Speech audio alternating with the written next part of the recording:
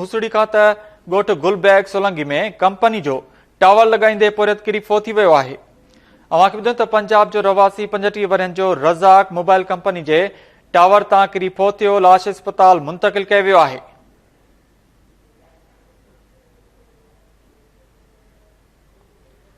हुसड़ी भरिसां ॻोठ गुलबैग सोलंगी में कंपनी जो टावर लॻाईंदे पोरियत किरी फो थी वियो, लाश अस्पताल मुंतक़िल कयो वियो आहे।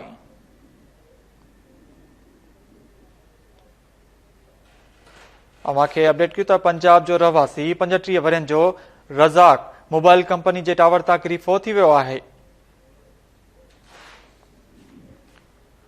ब्रेकिंग न्यूज़ अव्हांखे ॾियूं हुसड़ी खां त हुसड़ी भरिसां ॻोठ गुलबैग सोलंगी में कंपनी जो टावर लॻाईंदे पोरियत किरी फो थियो आहे।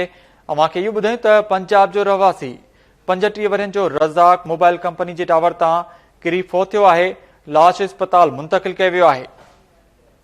इन हवाले सां वधीक तफ़सीलनि लाइ असां सां लाइन ते मौजूद आहे हुसड़ी मां केटी न्यूज़ जो रिपोर्टर जानिब चांग।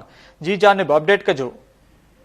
जी, हुसड़ी बरदादे आलड़ी में ॻोठ गुलबैग सोलंगी में टेलीनार कंपनी जे टावर लॻाईंदे पंजाबी वासी 35 वरनि जो मज़दूर रज़ाक पंजाबी टावर ते चढ़ी रहियो हो त अचानक बेल्ट टुटण सबबि जेको आहे उहो किरी ज़ख़्मी थी वियो, जंहिंखे मुक़ामी ॻोठाणा ॾिसी ऐं जो है हिनखे उते पहुता हिनखे अस्पताल खणी वञी रहिया हुआ त रस्ते ते जेको आहे फौत थी वियो, जॾहिं हिन वक़्तु हैदराबाद सिविल अस्पताल में लाश पियल आहे। जी, वॾी महिरबानी अपडेट करण लाइ जानिब चांग।